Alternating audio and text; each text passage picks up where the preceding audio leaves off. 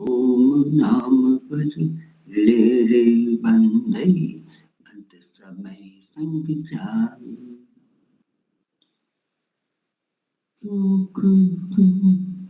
सहनौ भुनक्तु सह वीर्यं कर्वावहै तेजस्विनावधीतमस्तु मा विद्विषावहै ॐ शान्ति शान्ति शान्ति। अदर नमस्ते जी। भजन गाने के लिए कोई नए व्यक्ति उनको प्रदानता देंगे।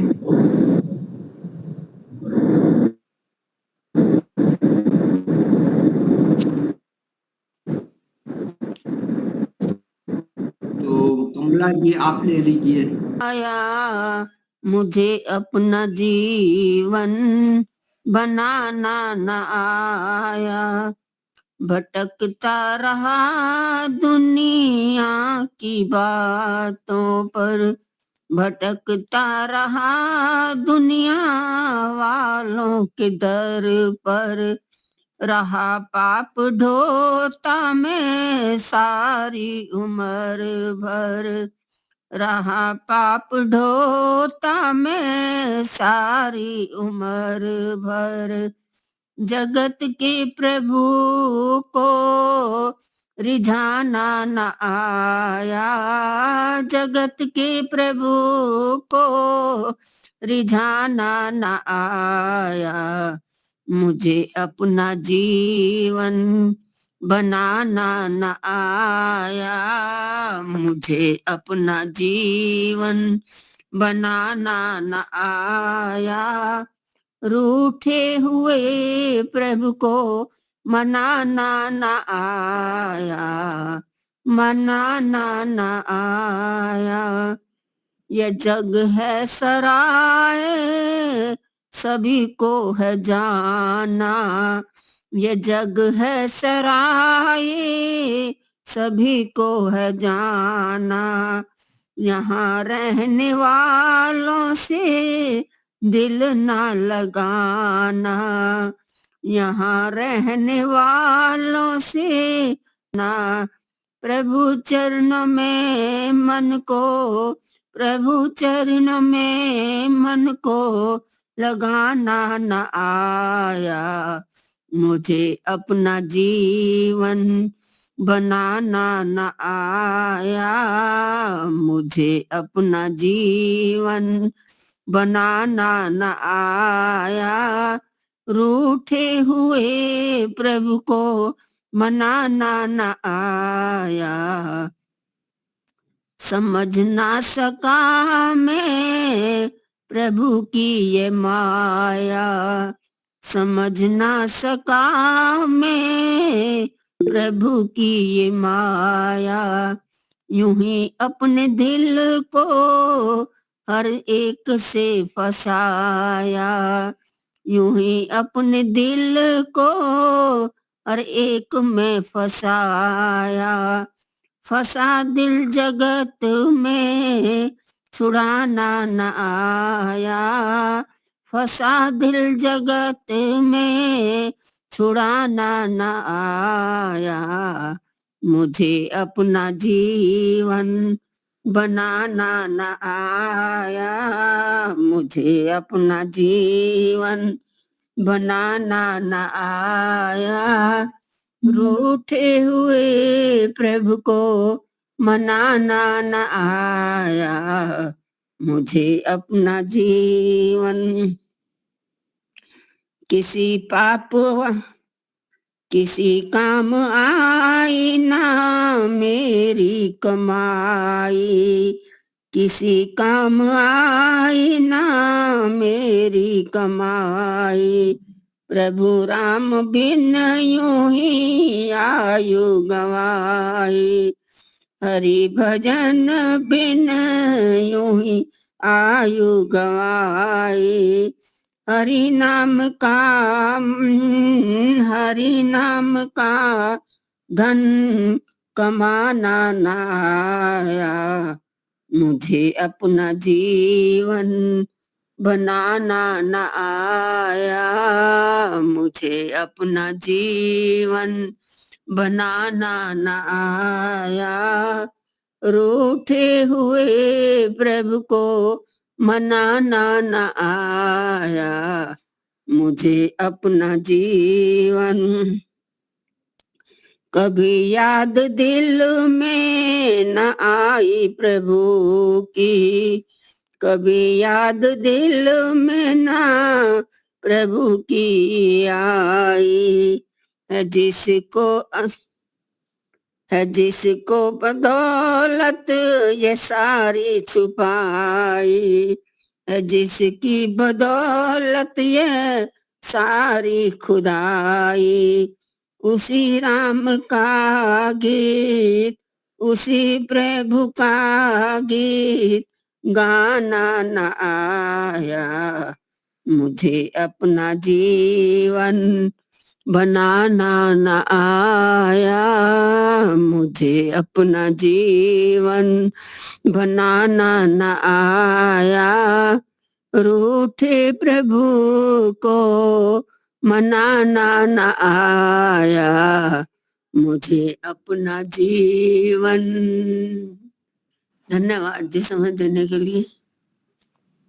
जी तो बहुत बढ़िया। सरला जी आप लीजिए। सरला जी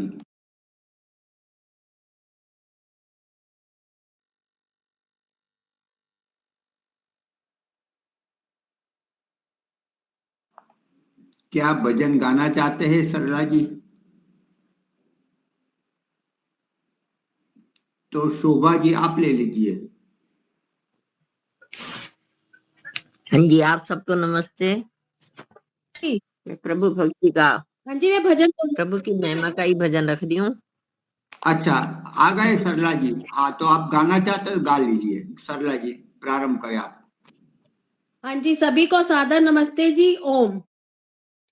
मुझ में क्या मेरा, सब तेरा ही तेरा, मुझ में क्या मेरा, सब तेरा ही तेरा, तेरा तुझको सौंप दिया तो क्या लागे मेरा, तुझको तेरा तुझको सौंप दिया तो क्या लागे मेरा, मुझ में क्या मेरा, सब तेरा ही तेरा, मेरी हर कोशिश को तू ही सफल बनाता है, मेरी हर कोशिश को तू ही सफल बनाता है, अंधियारे दुर्गम पथ पर भी साथ निभाता है, अंधियारे दुर्गम पथ पर भी जीवन के दुश्वार समय को तूने ही फेरा,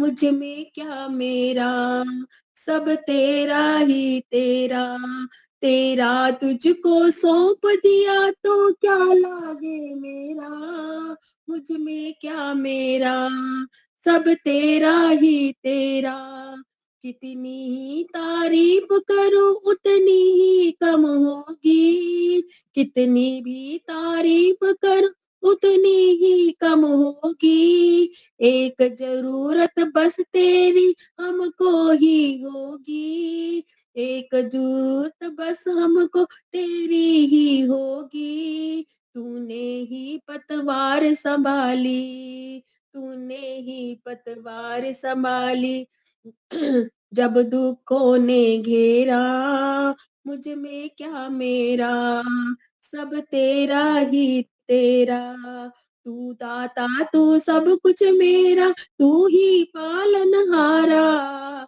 तू दाता तनहारा, तुझको ही तो गाते गाते बीते जीवन सारा, तुझको ही तो गाते गाते बीते जीवन सारा, मन मंदिर में मैं बस चाहूं, मन मंदिर में मैं बस चाहूं, तेरा ही हो डेरा, मुझ में क्या मेरा, सब तेरा ही तेरा, तेरा तुझको सौंप दिया तो क्या लागे है मेरा, मुझ में क्या मेरा, सब तेरा ही तेरा।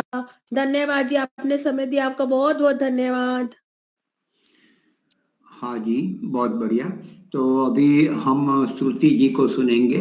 श्रुति सेतिया जी, जी प्रारंभ करें। धन्यवाद आपका आदरणीय मुनि जी, दीपालिका जी, दोनों को साधुवाद। वैदिक प्रज्ञा व्याख्यान माला में उपस्थित सभी आर्यजनों को सादर नमस्ते। बड़ा ही अभी सुंदर भजन हम सुन रहे थे, मुझ में क्या मेरा सब कुछ तेरा। उस परम पिता परमात्मा का ही सब कुछ है। इदना ममा की भावना हम सब रखें अपने जीवन में। उससे पूर्व हमने माता जी का भजन सुना था कि मुझे अपना जीवन बनाना ना आया, उस रूठे प्रभु को मनाना ना आया। सच में बहुत सत्य कहा उन्होंने भजन के माध्यम से कि हमें अपना जीवन नहीं बनाना आया। और आज हम सोचते हैं कि कुछ पैसा इकट्ठा हो गया तो हमारा जीवन बन गया। हम जो कर्म कर रहे हैं उनको हम भूल जाते हैं कि हम क्या कार्य करना है, कैसे करना है, इस और हमारा ध्यान नहीं है। और अपने जीवन को ऐसे संवारने में लग रहे हैं कि सब कुछ हमने हासिल कर लिया हो। जैसे हम इस भ्रम में जी रहे हैं कि हे प्रभु कि हमारे पास पैसा आ गया तो सब जीवन सफल हो गया, सुखी हो गया। तो ये जो भ्रम है हमारा, ये गलत है। भी बहुत भ्रम की बात है लोगों के लिए। जो अविद्या चारों तरफ फैली हुई है वही लोग समझते हैं इस चीज को कि पाप धुल जाते हैं गंगा में स्नान करने से या ऐसे डुबकी लगाने से। परंतु हमारा वेद हमें क्या सिखाता है कि हम वैदिक त्रिवेणी संगम में अर्थात शुद्ध ज्ञान, शुद्ध कर्म और शुद्ध उपासना में स्नान करने से मानव पवित्र होकर पापों से मुक्त हो जाता है। तो हम लोग अपने जीवन को ऐसा सरल समझ बैठे हैं कि बस थोड़ा सा कहीं डुबकी लगाई, हमारा कल्याण हो गया। परंतु ऐसा नहीं है। कुछ विचार में रखना चाहती हूँ कि हम क्या कर्म कर रहे हैं। बहुत ही सरल से विचार कि हम जो मनुष्य हैं ये शरीरधारी होने के कारण मनुष्य कहलाते हैं। और हमारे भीतर जो जीवात्मा है वो सब प्राणियों में एक समान है। अब प्राणियों में जो भेद है जीवात्माओं के पूर्व जन्म के कर्मों के कारण होता है। हम सब इस बात को जानते हैं। हमें जो जन्म मिला है वो हमारे पूर्व जन्म के कार्यों के आधार पर मिलता है। यदि हमने पूर्व जन्म में शुभ कर्म अधिक करे हैं और अशुभ कर्म कम किए हैं तो उसी अनुसार हमें सुख और दुख से युक्त मनुष्य जन्म मिलता है। धन्यवाद उस परम पिता परमात्मा का जो हमें ये मनुष्य का जो जन्म मिला है। और हम सत्संग के माध्यम से सब आपस में जुड़े हुए हैं और सब अच्छे अच्छे वचनों को सुन रहे हैं। विद्वानों की संगत में हम आते हैं, आर्य समाज के कार्य कर रहे हैं, वेद प्रचार प्रसार के कार्य कर रहे हैं। तो ये हमारे अच्छे कर्म ही तो हैं। पुण्य कर्म अधिक होने पर भी सुख उसी मात्रा में हमारे को प्राप्त होता है। और यदि पुण्य कर्म कम होते हैं तो सुख भी उसी अनुपात में कम होता है। ये बात हम सब जानते हैं, मानते हैं, परंतु फिर भी गलत कार्य करने में लोग लगे ही रहते हैं।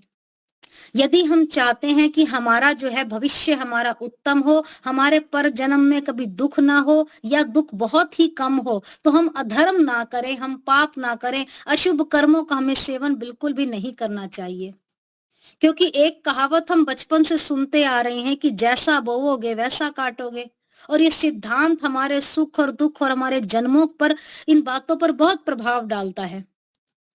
अब हम लोग कर्म सिद्धांत की यदि बात करते हैं तो हम एक बड़ी सुंदर प्रसिद्ध श्लोक जो हम सुनते हैं, अवश्य में भोक्तव्यम कृतम कर्म शुभाशुभम, ये भी हम सुनते और बोलते हैं।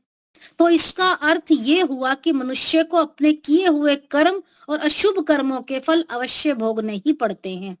और संसार में हम सब ये बात देखते हैं कि मनुष्य शुभ कर्म करता है तो उसका फल उसको सम्मान के रूप में प्राप्त होता है, यश कीर्ति उसको मिलती है। और निंदित कर्म जो व्यक्ति करते हैं उनको अपमान सहना पड़ता है, दुख झेलना पड़ता है और ईश्वर की राज्य व्यवस्था में उन व्यक्तियों को दंड अवश्य मिलता है। तो हमारा जन्म इसलिए हुआ है कि हम अपने पूर्व जन्मों के कर्मों का फल हम भोग सके। और जिनका फल पूर्व जन्म और जन्मों में सुख और दुख रूपी फलों का जो भोग करने के लिए मिला है, मृत्यु के जाने से हम उसको नहीं भोग सके थे, इसलिए हमें ये जन्म मिला है। परंतु कुछ लोग अज्ञानतावश ये समझते हैं कि हम लोग धन व्यय इकट्ठा कर ले, हमारा जीवन सुखी है, ये जीवन आगे भी ऐसा रहेगा। परंतु कर्मों का फल अवश्य मिलना ही मिलना है। कर्मों का और जन्म का जो ये सिद्धांत है, क्रम जो चल रहा है, ये अनादि काल से चला आ रहा है। ईश्वर, जीव और प्रकृति, ये सृष्टि जो है तीनों अनादि सत्ताएं हैं। इस कारण अनादि काल से प्रकृति सृष्टि की रचना, सृष्टि का पालन, प्रयोजन, जीवों को उनके कर्मों के अनुसार उनके कर्म फल व्यवस्था करना, उस परम पिता परमात्मा अनादि अवस्था से करता चला आ रहा है और भविष्य में भी अनंत काल तक ईश्वर ये कार्य करता रहेगा। तो हमारे को अपने इस कर्म फल व्यवस्था को समझना है। उसके साथ साथ हमें ईश्वर, जीव, प्राकृतिक विषय जितने भी सिद्धांत हैं उनका जो ज्ञान है हमें उनको भी समझना है। और वो ज्ञान हमें कहाँ से मिल सकता है? केवल और केवल वेद से ही हमें प्राप्त हो सकता है।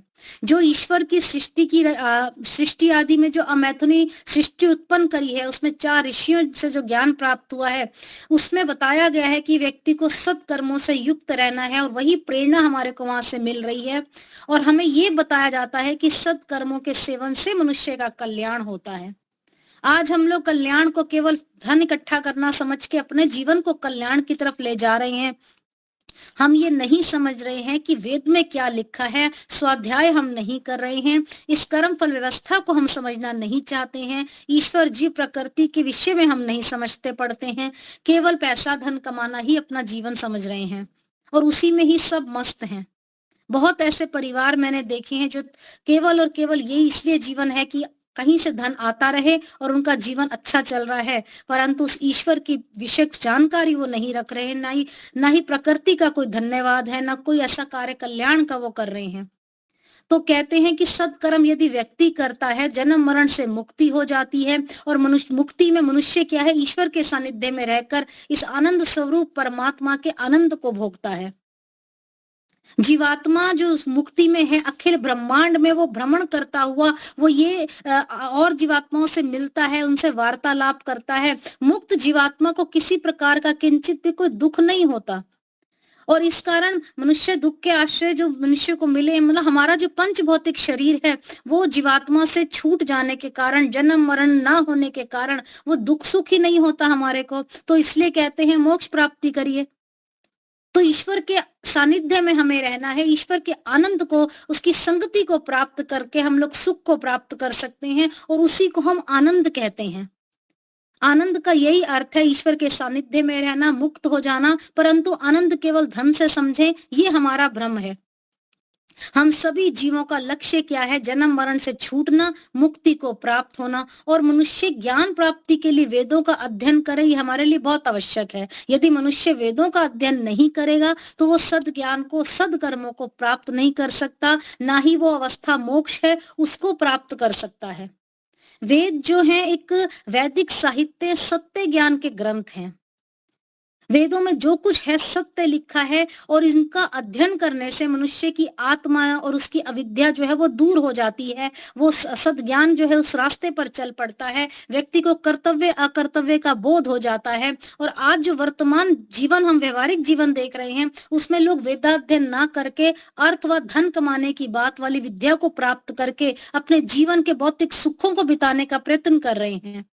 आज जो शिक्षा हम ले रहे हैं, विद्या अर्जन शिक्षा किस लिए हो रही है? केवल और केवल धन बनाने के लिए। आगे बढ़कर बच्चों को ये किस प्रकार पैसा कमाना है, इस प्रकार की शिक्षा दी जा रही है। विद्या वो नहीं दी जा रही, जो किस प्रकार से जीवन बिताना है वो नहीं बताया जा रहा। अब वैदिक मतांतर इतने चल पड़े हैं, ना वो योगाभ्यास बता रहे हैं, ना वो ध्यान और समाधि, उनको सब में ज्ञान ही नहीं है। और ऐसा ज्ञान ना होने के कारण वो ईश्वर उपासना, यज्ञ, अग्निहोत्र, परमार्थ कार्यों से वो व्यक्ति सारे वंचित रह जाते हैं, जिसका परिणाम उनको पाप पुण्य कर्मों के अनुसार पुनर्जन्म का होना निश्चित ही निश्चित है। तो जो मनुष्य पशु सहित कीट पतंगों आदि तो जन्म इन्हीं योनियों में ही होगा मनुष्यों का। यदि वो पाप पुण्य के कर्मों की बातों को नहीं समझेंगे, अग्निहोत्र ईश्वर उपासना कार्य नहीं करेंगे और अलग अलग मतांतरों में फंसे रहेंगे, तो उनको ऐसा ही जीवन मिलना है। तो व्यक्ति को अपने जन्म के शुभ अशुभ कर्मों का वो जब तक भोग नहीं कर लेता, वो मनुष्य के सहित इतर योनियों में भटकता हुआ दुख पाता रहता है। कभी वे कीट पतंगा बन रहा है, कभी कुछ और जलचर नभचर बन रहा है, तो अपने कर्मों के अनुसार है। तो जब तक मनुष्य अशुभ कर्मों का भोग नहीं करता तो इन्हीं योनियों भटकता भटकता अपने जीवन को व्यतीत करता है। और कर्मों का भोग कर लेने पर पाप पुण्य समान, यदि पुण्य अधिक बच जाते हैं तो उसको दोबारा से मनुष्य योनि मिल जाती है। तो मनुष्य योनि ही ऐसी है जिसमें दुख की निवृत्ति और मोक्ष का द्वार हम प्राप्त कर सकते हैं शुभ कर्मों को करने की वजह से। और वेदाध्ययन कर सकते हैं हम, वेदाध्ययन करके हम पुण्य का कर्मों का संचय कर सकते हैं। जितना जितना हम वैदिक धर्म वाली बात पढ़ेंगे, वेदाध्ययन करेंगे, पुण्य के कार्य परमार्थ के कार्य करेंगे, वेद की राह पर चलेंगे, उत्तम श्रेष्ठ कर्म करेंगे, तो व्यक्ति जो है इस जन्म के साथ पर जन्म का अधिकारी भी बन जाएगा और मोक्ष के द्वार को भी हम प्राप्त कर सकते हैं। सरल सी बात हमारे जीवन में उतार लेनी चाहिए हम सबको कि हमें कर्म कैसे करने हैं। वो परमपिता परमात्मा हमारे को देख रहा है, उसकी आंखों से हम बच नहीं सकते हैं। तो योगाभ्यास हमें करना है, ध्यान समाधि की तरफ ज्यादा जाना है, ईश्वर की जो हमारा ईश्वर की साक्षात्कार है उसको हमने करना है, तभी हमारे को मुक्ति की अवस्था हमारे को प्राप्त हो सकती है। और समाधि की अवस्था जब मिल जाती है, ईश्वर का साक्षात्कार मिल जाता है, जो मनुष्य है जन्म मरण के बंधन से छूटकर ब्रह्म में लोक में निवास करता है। ये बात हम वेदों से पढ़ते हैं। 5000 वर्ष पूर्व जब महाभारत के युद्ध के बाद वेद का ज्ञान बिल्कुल विलुप्त हो चुका था और संसार में चारों तरफ अविद्या ही अविद्या फैल गई थी। जिन्होंने वेदों के विधानों को, कर्तव्यों को ठीक ठीक ज्ञान जिनको नहीं रहा, तो उनका हाल आप सब समझते हैं कि आज भी अविद्या के कारण कितना चारों तरफ झूठ पाखंड फैला हुआ है। तो उस समय जब ऋषि दयानंद जी का जब आया ऋषि दयानंद जी का उस समय भी देश देशांतर में अविद्या विद्यमान थी बहुत ज्यादा। तो स्वामी दयानंद जी महाराज कुशाग्र बुद्धि लेकर उत्पन्न हुए थे। उन्होंने धार्मिक बातों की, मान्यताओं की, सत्य असत्य की परीक्षा करी। तो उनको ये बोध हुआ कि जो मूर्ति पूजा है, ईश्वर की सत्य स्वरूप की, यथार्थ की, वेद विहित उपासना नहीं है। ये स्वामी जी ने वही हमें राह दिखाई है। आज भी हम ये मान्यताओं को, इन बातों को हम नहीं मानते हैं कि ईश्वर का सत्य स्वरूप क्या है, हमें वो ज्ञान प्राप्त करना है। तो उन्होंने क्या हुआ, इन बातों का उनको समाधान नहीं मिला तो उन्होंने अपने ग्रह को त्याग दिया, घर को।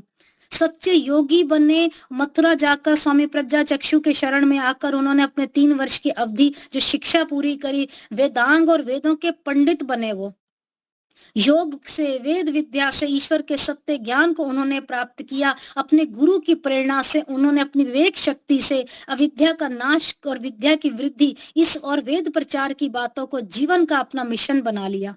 उन्होंने सत्य की राह पर चलते हुए वेदों के साहित्य का अध्ययन किया, ईश्वर के सत्य स्वरूप को उन्होंने चारों तरफ बताने का प्रयास किया। उन्होंने काशी के पंडितों से भी उन्होंने बहुत शास्त्रार्थ किया और मूर्ति पूजा के विरुद्ध सिद्ध उन्होंने बातों को हमारे समक्ष, सभी के समक्ष सिद्ध करने का प्रयास किया।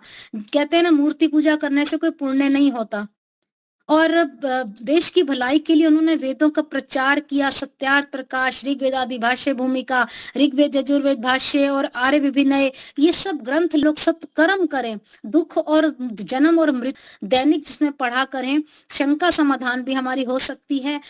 हम बहुत व्यस्त हैं, हमारा जीवन, हम वेदों का अध्ययन नहीं कर पा रहे, हम पाप और पुण्य कर्मों के विषय में हम नहीं पढ़ पा रहे। ने जो हमारा जन्म निश्चित किया है और हमारे कोई जीवन दिया है, पाप पुण्य के आधार पर हमारे को जन्म जन्मांतर से सकती, कोई गलत कार्य न को करने के लिए कहें, अध्ययन करें, अनेक लाभ उठाएं, ईश्वर के सच्चे उपासक बने और उस ईश्वर से सुनते हैं। कोई ना कोई विद्वान, कोई ना कोई आके बताता है, परंतु मानने के बाद उसको करना है, आत्मसात करना है। भले बुरे सारे भले बुरे देख रहा है ता देख रहा है, वो देख रहा है। भले बुरे सारे कर्मों को जगत रचाने वाला वो दाता है, वो दाता देख रहा है। पाप कमाने वाला चाहे छुप कर पाप कमाए, नहीं छुपाए छुप सकता चाहे लाख छुपाए। पाए सिला अपने कर्मों का, पाए सिला अपने कर्मों का, गोरा हो या काला वो दाता देख रहा है। भले बुरे सारे कर्मों को जगत रचाने वाला वो दाता देख रहा है, वो दाता देख रहा है। कर्म प्रधान विश्व रचि राखा, किसी ने ठीक कही है। जैसी करनी वैसी भरनी, ये सिद्धांत सही है। चाहे लाख यतन कर लेना, चाहे लाख यतन कर लेना, नहीं टलेगा टाला। वो दाता देख रहा है, वो दाता देख रहा है, वो दाता देख रहा है, वो दाता देख रहा है। भले बुरे सारे कर्मों को जगत रचाने वाला, वो दाता देख रहा है, वो दाता देख रहा है। धर्म कर्म ईश्वर भक्ति में कुछ तो मन को लगा ले, बाकी जो कुछ शेष बचा है जीवन सफल बना ले। गाले तू बेमोल प्रभु गुण, गाले तू बेमोल प्रभु गुण, हो जाए उजियाला। देख रहा है भले बुरे सारे कर्मों को जगत रचाने वाला, वो दाता देख रहा है, वो दाता देख रहा है, वो दाता देख रहा है, वो दाता देख रहा है, वो दाता देख रहा है, वो दाता देख रहा है। चल दिए तो भजन प्राण में होता है, तो आप जरूर आए, आपको चांस मिलेगा। तो सुबह रोज का लिंक नहीं आता, ये रोज होता है। यही लिंक होती है, यही लिंक रोज किस टाइम करो, तन सजता गहनों से, पर मन को सजाया नहीं। इस तन के सब साथी, पर मन का कोई साथी नहीं। मत उलझो, इस तन को सजाते हो, कभी मन को सजाया करो। एहसान करे कोई, गुण उसके गाते हो, खुश करने को उनको तो फिर पहुंचाते हो। एहसान इतने कभी मन में विचारा करो, इस तन को सजाते हो, कभी मन को समझाया करो। दी कंचन सी काया, बदले में क्या मांगा। दिया सूरज जलवायु, क्या बिल तुझसे मांगा। वो तो दया का सागर है, उससे डोर पकड़ाया करो। दुनिया को रिझाते हो, बस कर्मों का खेल है। सुत नारी पिता माता, जीवन का ही मेल है। इस मोह जाल में फंस करके प्रभु को ना भुलाया जाया करो। किस लोक से आओ, किस लोक में जाना है, गवाया करो। इस तन को सजा उसका चोला मोल मिला। प्रेमी बन दुनिया में, तू अपना फर्ज निभा। वो तो अंग संग है तेरे, कभी उसे ना भुलाया करो।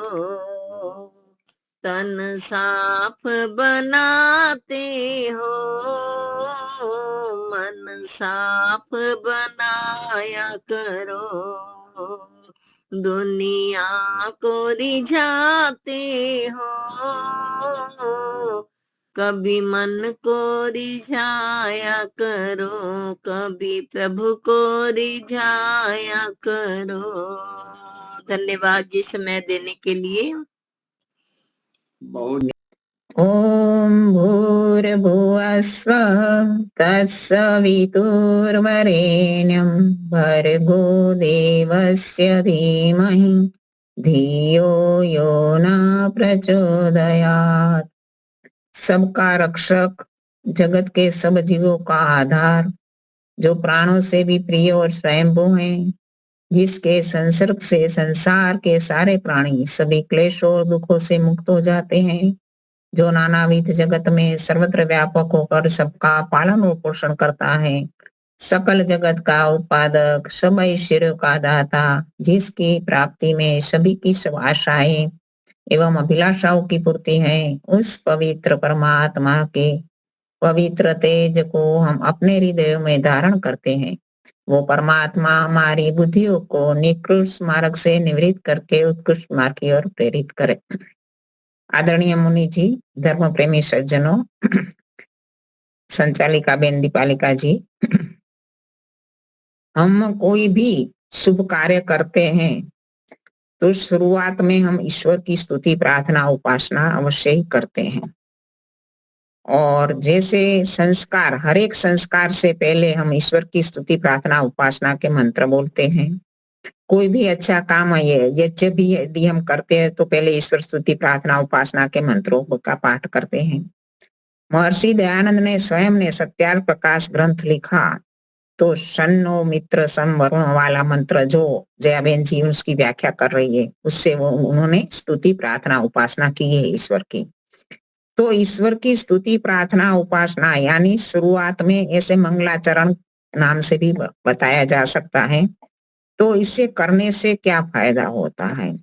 तो ऐसे स्वामी सतपति जी की पुस्तक में पढ़ रही थी तो स्वामी जी ने बताया है कि ईश्वर की स्तुति प्रार्थना उपासना करने से, कोई भी शुभ कार्य करने की शुरुआत में यदि हम ईश्वर की स्तुति प्रार्थना उपासना करते हैं तो इससे हमारे कठिन लगने वाला कार्य भी सरलता से सिद्ध हो जाता है ईश्वर की सहायता से, और एक यथार्थ बोध की प्राप्ति होती है। और एक सबसे बड़ा लाभ यह है कि हमारा मिथ्याभिमान दूर हो जाता है और हमें जो भी कार्य हम कर रहे हैं वो हमें लगता है ईश्वर के दिए हुए ज्ञान से कर रहे हैं, उसके दिए हुए विद्या से कर रहे हैं। तो हमें एक सकाम भावना दूर हो जाती है और निष्काम भावना हमारे में प्रभुत्व होती है। तो शुरू में ईश्वर की स्तुति प्रार्थना उपासना के मंत्र भी महर्षि दयानंद जी ने अपनी संध्या उपासना विधि में भी दिए हैं। तो इसमें से आज एक मंत्र की मैं व्याख्या कर रही हूँ। वो मंत्र है हिरण्य गर्भ समवर्तताग्रे भूतस्य जात पतिरेक आशित सदाधार पृथ्वीम धामो तेमा कस्मै देवाय हविष्या वितेम। इस जो सृष्टि बनी हुई हम देखते हैं तो हमारे मन में, कोई भी व्यक्ति के मन में ये प्रश्न उत्पन्न होता है कि सृष्टि कब बनी, कैसे बनी, किसने बनाई, इस सृष्टि कब तक रहेगी। ये सारे प्रश्न हमारे मन में उपस्थित होते हैं। तो सृष्टि के लिए कई मतपंथ संप्रदायों में अलग अलग विचारधाराएं प्रवर्तित है। एक मत मानता है कि सृष्टि शून्य में से बनी। क्या कोई चीज शून्य में से बन सकती है? नहीं बन सकती, क्योंकि यदि ऐसा हो तो साध्य के लिए कोई साधन की आवश्यकता ही नहीं पड़ेगी। जैसे हमें गेहूं प्राप्ति के लिए गेहूं की बीज की भी आवश्यकता है और खेत की भी आवश्यकता है। गेहूं हो, चना हो, कोई भी वृक्ष वनस्पति हो, उसको उगाने के लिए हमें उनके बीजों की और वो स्थान की आवश्यकता पड़ती है। तो हर एक कार्य के लिए कोई ना कोई निश्चित कारण होना ही चाहिए। बिना कारण कोई कार्य हो ही नहीं सकता, ये वैदिक सिद्धांत है। आगे प्रवचन में बहन ने बताया ना कि हमें ऐसे स्वाध्याय करते हुए वैदिक सिद्धांतों की जानकारी रखनी चाहिए, क्योंकि वैदिक सिद्धांतों की जानकारी से ही हम सही ज्ञान को प्राप्त कर सकते हैं। बिना सिद्धांत हमारा ज्ञान शुद्ध नहीं हो सकता। तो हर एक कार्य के पीछे निश्चित कारण का होना आवश्यक है। जैसे बर्फ हम देखते हैं, बर्फ है तो उसका कारण क्या है? पानी है। पानी के बिना बर्फ हो ही नहीं सकता, रेत में से बर्फ की रचना नहीं होती, उसका निश्चित कारण होना चाहिए। तो किसी भी पदार्थ के बनने में सामान्य रूप से वैदिक सिद्धांत क्या है कि कोई भी पदार्थ यदि बनता है तो उसके पीछे 3 कारण उपस्थित है: साधारण कारण, निमित्त कारण और उपादान कारण। इन 3 कारणों के बिना कोई भी पदार्थ बन ही नहीं सकता, कोई भी कार्य हो ही नहीं सकता। जैसे 3 पदार्थ अनादि है, हम कहते हैं ना कि 3 पदार्थ अनादि है, ईश्वर, जीव और प्रकृति। इन 3 पदार्थ अनादि क्यों है? क्योंकि उनकी उत्पत्ति के 3 कारण न होने से। जो पदार्थ बना है उसकी उत्पत्ति के 3 कारण अवश्य होते हैं। एक होता है साधारण कारण। साधारण कारण ऐसे सर्व कार्य में सामान्य है, उसका कोई विशेषता ज्यादा नहीं है, लेकिन उसका होना आवश्यक है। जैसे समय है, स्थान है, ये साधारण कार्य है। जैसे हम दार्शनिक भाषा में कहते हैं दिशा, काल, आकाश आदि, वो सर्व कार्य में सामान्य होता है, इसलिए वो साधारण कार्य है। और एक है निमित्त कारण। निमित्त कारण कैसा है कि जो बनाने वाला है वो निमित्त कारण है। जैसे घड़े को बनाने वाला कुम्हार है, जैसे आभूषण को बनाने वाला सुनार है, तो ये सारे निमित्त कारण है। ये निमित्त कारण रूपी जो भी करता है वो निमित्त कारण है, लेकिन वो बिना उपादान कारण कोई कार्य कर नहीं सकता। यदि मिट्टी ना हो तो कुम्हार घड़ा बना ही नहीं सकता, यदि सोना ना हो तो सुनार गहने बना ही नहीं सकता। तो सोना, मिट्टी आदि होना ही चाहिए। इसी प्रकार ईश्वर निमित्त कारण है इस सृष्टि का, और उसका जो उपादान कारण है वो सृष्टि का मूल कारण सत्व, रज और तम है। डिफरेंस इतना ही है कि जो लौकिक करता है, सुनार है, कुम्हार है आदि लौकिक करता है, वो उसके मूल उपादान कारण से अलग है। लेकिन सृष्टि का मूल कारण ईश्वर के अंदर ही विद्यमान है। ईश्वर के अंदर ही इसका निमित्त कारण विद्यमान है, सत्व, रज, तम। ईश्वर के मोटे रूप में बालक का जन्म माता के गर्भ में कब होता है? जब उसका मूल कारण रज और वीर्य नहीं होगा तो वो बालक का जन्म भी नहीं होगा। तो इसी प्रकार हर एक चीज का, संसार में जो भी चीज हम बनी हुई देखते हैं उसका मूल कारण होना ही चाहिए। लेकिन सांसारिक वस्तुओं में ऐसा होता है कि वो उसके मूल कारण से वो अलग होती है, लेकिन ईश्वर सृष्टि का जो मूल कारण है ये वो ईश्वर के अंदर ही है। तो ईश्वर सृष्टि से अलग नहीं है, ईश्वर के अंदर ही उसका मूल कारण है। तो सृष्टि की उत्पत्ति जैसे कहते हैं ना कि हिरण्यगर्भ सम, इसलिए परमात्मा को हिरण्यगर्भ कहा है, क्योंकि उसका मूल कारण उसके गर्भ के अंदर विद्यमान है। हिरण्य એટલે चमकते हुए जो भी पदार्थ है, ग्रह है, नक्षत्र है, तारा है, जैसे सूर्य, चंद्र आदि सब कुछ जो भी है वो ईश्वर के अंदर ही है। और सारा ब्रह्मांड, हम कहते हैं कि ब्रह्मांड कितना बड़ा है, ये पृथ्वी से 13 लाख गुना बड़ा सूर्य है। अनेकों सूर्य, जैसे हमारा सूर्य तो सबसे छोटा सूर्य माना जाता है, इससे कई बड़े बड़े सूर्य हैं, और हर एक सूर्य का अपना सौर्य मंडल है। ऐसे तो अनेक सौर्य मंडल इस ब्रह्मांड में, ऐसे अनेक सौर्य मंडल से आकाश गंगाएं बनती है, और अनेकों आकाश गंगाएं जिसका कोई तौर आज के वैज्ञानिक भी पार नहीं जान सका है। तो इतना बड़ा ब्रह्मांड है, कहते हैं कि इतना बड़ा ब्रह्मांड ईश्वर के अंदर विद्यमान है, और ये तो ईश्वर का एक ही पाद है, समझाने के लिए बताया है। बाकी तो ईश्वर अनंत है, इसका कोई हम परिमाण माप से तो माप ही नहीं सकते।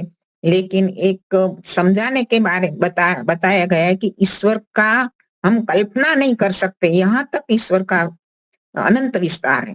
तो ये सारा ब्रह्मांड ईश्वर के अंदर ही है। तो ईश्वर के अंदर होने के कारण ईश्वर कैसा है? हिरण्य गर्भ है। अनेक नामों में ईश्वर का एक नाम हिरण्य गर्भ है। हिरण्य गर्भ समवर्तता अग्रे, अग्रे यानी पहले, सृष्टि की उत्पत्ति से पहले क्या था? परमात्मा और सृष्टि का मूल कारण प्रकृति विद्यमान था, सृष्टि बनी हुई नहीं थी। उस समय क्या था? प्रकृति भी विद्यमान थी और परमात्मा भी विद्यमान था।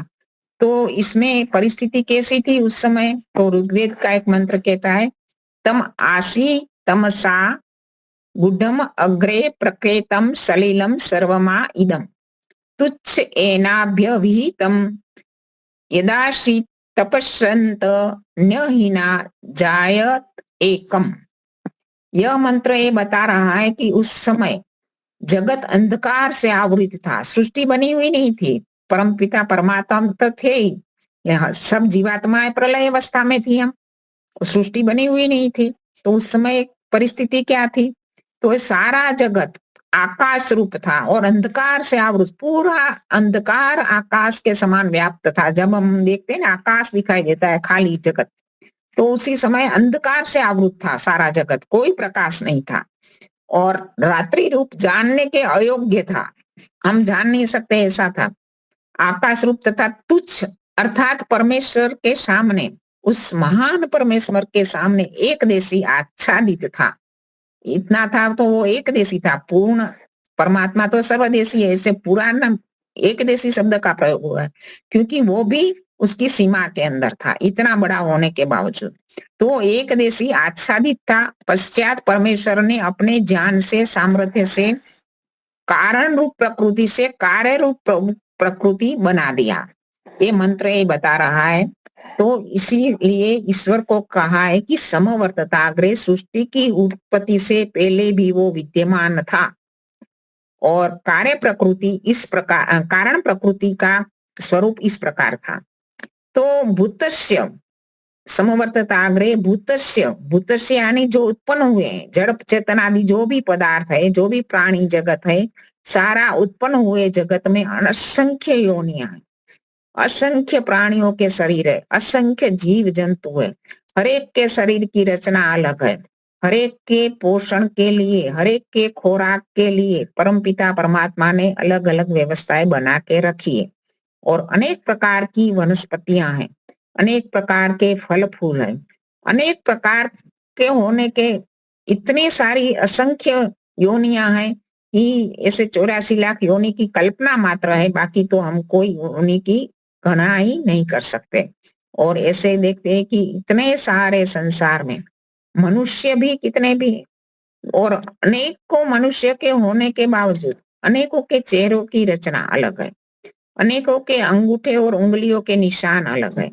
तो ये विलक्षणता ईश्वर की है, ईश्वर की इस प्रकार की विलक्षणता ईश्वर की कार्य पद्धति हमें प्रचारित करती है कि निर्धारित करने वाला कौन है। इस हमारे शरीर के अंदर अनेक प्रकार के जो तंत्र चल रहे हैं, श्वसन तंत्र है, रुधिराभिसरण तंत्र है, पाचन तंत्र है, उत्सर्जन तंत्र है, जो स्वतः कार्य कर रहे हैं, हम नहीं करा चला रहे, तो उसका चलाने कौन है?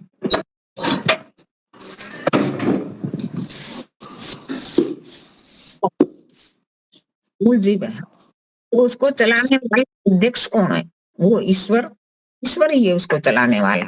तो सारे संसारों को हुए चेतनादि जगत को चलाने वाला एक उद्देश्य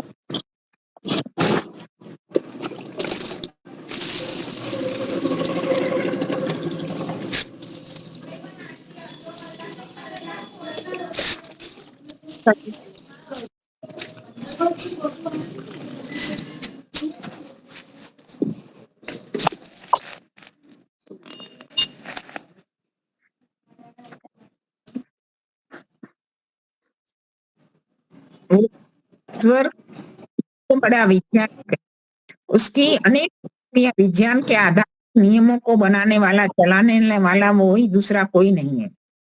तो परम पिता इतना बड़ा कि उन्हीं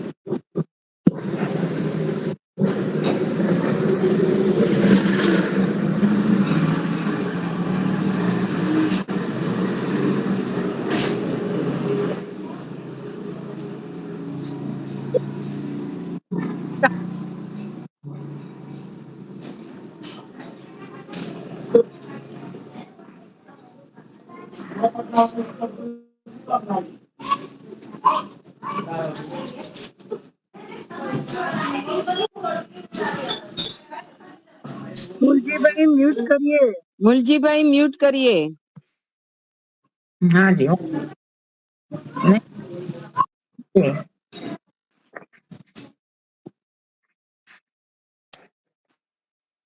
इन सारी सृष्टि के इन अनेकों योनिया, अनेकों पशु पक्षी कीट पतंग मनुष्य वृक्ष वनस्पतियां आदि का शरीर रचना करने वाला, उसकी रक्षा आदि करने वाला, उसका पोषण करने वाला एकमात्र परमात्मा है, वो ही है और उसके सिवाय दूसरा कोई नहीं है। इसके लिए शब्द है पतिरेक आसित।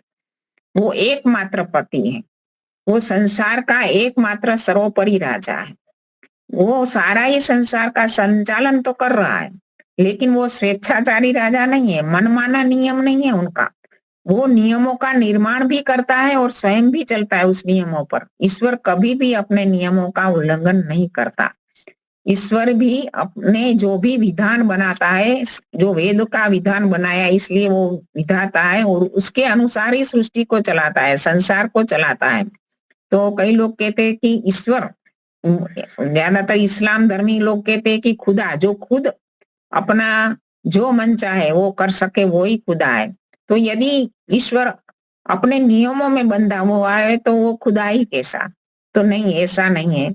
स्वतंत्र करता, जैसे हम कहते हैं ना कि जीवात्मा को भी स्वतंत्र रूप से छोड़ा है। कर्म करो, फल भोगने में परतंत्र है लेकिन कर्म करने में स्वतंत्र है। तो परम पिता परमात्मा स्व यानी अपना, तंत्र यानी व्यवस्था, नियम जो परमात्मा का ही नियम है, परमात्मा की व्यवस्था है, सारा संसार में उसके ही नियम चल रहे हैं। तो उसका कर्ता भी वो ही है और उसका पालन करने वाला भी वो ही है। जैसे हम मनुष्य चाहते हैं कि देखते हैं संसार में एक छोटा बालक है, बाद में युवा होगा, बाद में वृद्ध होता है।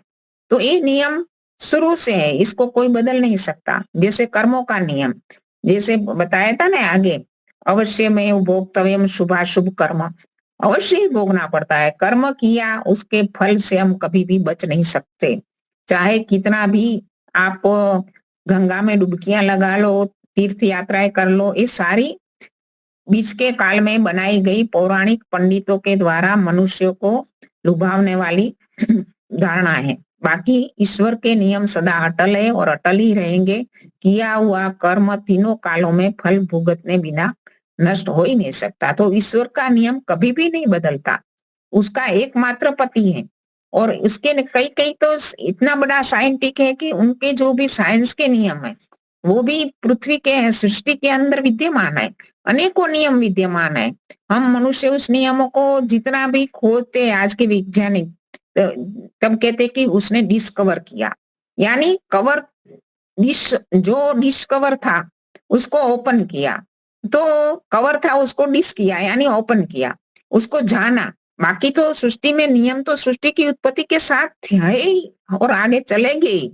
ऐसे कई नियम है, उसके कुछ ही वैज्ञानिक आज के नियम, आज के वैज्ञानिक उसको जान सके हैं।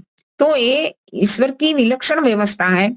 जैसे एक नियम है कि 2 और 1 के परिमाण में, जैसे हाइड्रोजन और ऑक्सीजन, 2 हाइड्रोजन के परमाणु और 1 ऑक्सीजन का परमाणु। ऑक्सीजन भी दहनशील है, ज्वलनशील है, उससे भी आग लग सकती है, और हाइड्रोजन भी। लेकिन विलक्षणता कहाँ पे है? विलक्षणता है कि 2 और 1 के परिमाण में मिलने से पानी बन जाता है, वो शीतल जल होता है, वो बिल्कुल विरुद्ध स्वभाव वाला बन गया। तो ये विलक्षणता है ईश्वर के नियमों में, तो हम समझ ही नहीं पा रहा है। लेकिन ईश्वर के नियम ईश्वर स्वयं बनाता है, वो एकमात्र पति है, संसार पूरे संसार का एकमात्र सर्वोपरि राजा है वो, लेकिन स्वेच्छाचारी नहीं है, मनमाना कार्य नहीं करता है, अपने नियमों के अंदर बंधा हुआ है। इसका भी एक मंत्र आता है वेद में, अथर्ववेद में आया है, न द्वितीयो न तृतीयो न चतुर्थो न अप्युच्यते य एतम देवम एकम मृतम वेद, न पंचमो न षष्ठ न सप्तयो न अप्युच्यते य एतम देवम एकम मृतम वेद, न अष्टमो न नवमो न दशमो न अप्युच्यते य एतम देवम एकम मृतम वेद। अथर्ववेद में इस मंत्र आया है और बता रहा है कि वो दूसरा नहीं है, तृतीया नहीं है, चौथा पांचवा अलग कोई ईश्वर नहीं है, वो एकमात्र ईश्वर है।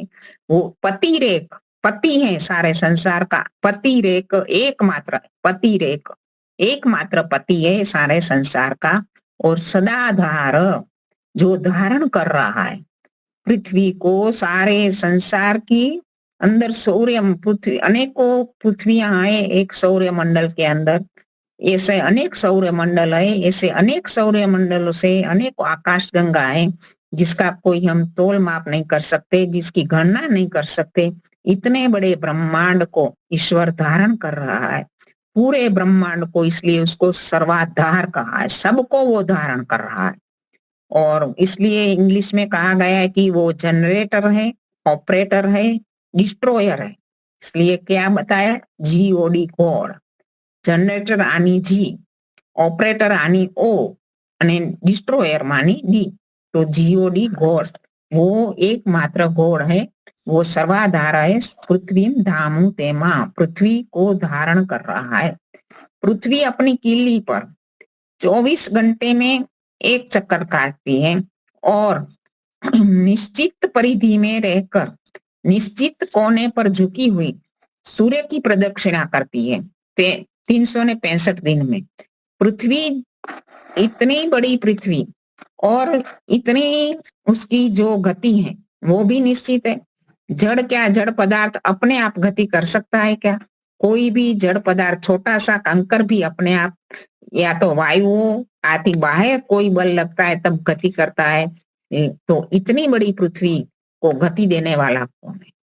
आज भूगोल का विषय होता है, कक्षाओं में पढ़ाया जाता है बच्चों को, उसको दोनों गतियां बताई जाती है कि पृथ्वी की दोनों गतियां हैं। एक गति के कारण दिन और रात होते अपनी किली पर गति करती है और सूर्य के आसपास प्रदक्षिणा करती है, तो ऋतुएं बनती है 365 दिन एक वर्ष का। लेकिन ये चीजें बताई जाती है, लेकिन ये नहीं बताया जाता कि वो गति देने वाला कौन है। जड़ चीज अपने आप गति नहीं करती, वो भी बताया जाता है, लेकिन ये नहीं बताया जाता कि वो गति है किसके कारण। यदि इस प्रकार की चीजें बताई जाती कि उसको गति देने वाला वो सर्वव्यापक, सर्वशक्तिमान, सर्वाधार ईश्वर है, तो बच्चों की समझ में आ जाता कि इतने बड़े ब्रह्मांड को चलाने वाला ईश्वर कैसा है। लेकिन इन सारी चीजों को आज कक्षाओं में, आज की आधुनिक शिक्षा में पढ़ाई नहीं जाती। वो अधूरी शिक्षा है, वो पूर्ण शिक्षा नहीं कही जाएगी। तो इसी प्रकार इस मंत्र में बताया गया कि पृथ्वी दामो तेमा कस्मै देवाय हविषा विधेम, कस्मै देवाय हविषा विधेम। उस सुख स्वरूप, शुद्ध स्वरूप परमात्मा की अपनी हविषा से उसकी विशेष भक्ति किया करें। हविषा, हमारी हविषा क्या होनी चाहिए? हम किस वस्तु से ईश्वर की भक्ति करेंगे? क्योंकि जो भी हम ईश्वर के ऊपर, आज हमारे अज्ञान के कारण हमारी माता बहन है मंदिरों में जाकर फूल चढ़ाती है, पानी का, जल का अभिषेक, दूध का अभिषेक करती है, भोग लगाती है, लेकिन वो तो हमारी बनाई हुई चीज है, वो तो ईश्वर की बनाई हुई है। मूल में तो ईश्वर ही है। पुष्प भी ईश्वर ने बताया, पत्ते भी ईश्वर ने बनाया, जल भी ईश्वर ने बनाया, दूध भी। तो उसकी दी हुई चीजों से हम उसकी कैसे भक्ति कर सकते हैं? हमारी निर्मित चीज क्या है? हमारी निर्मित चीज है मन, वचन, कर्म की पवित्रता।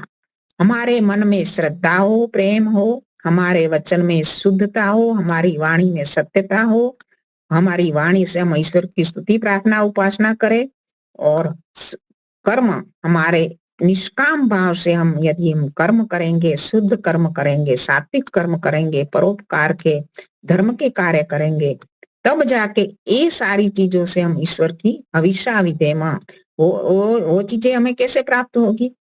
योगाभ्यास से प्राप्त होगी।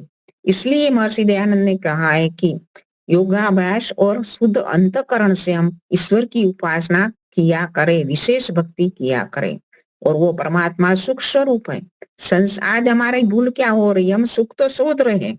हर एक व्यक्ति की इच्छा है कि मुझे सुख प्राप्त चाहिए, और ऐसा सुख जो जिसमें दुख मिश्रित ना हो, लेकिन वो हम सुख संसार की वस्तुओं में और व्यक्तियों में ढूंढ रहे हैं। वास्तव में वो सुख आंशिक रूप सुख है और पूर्ण सुख नहीं है।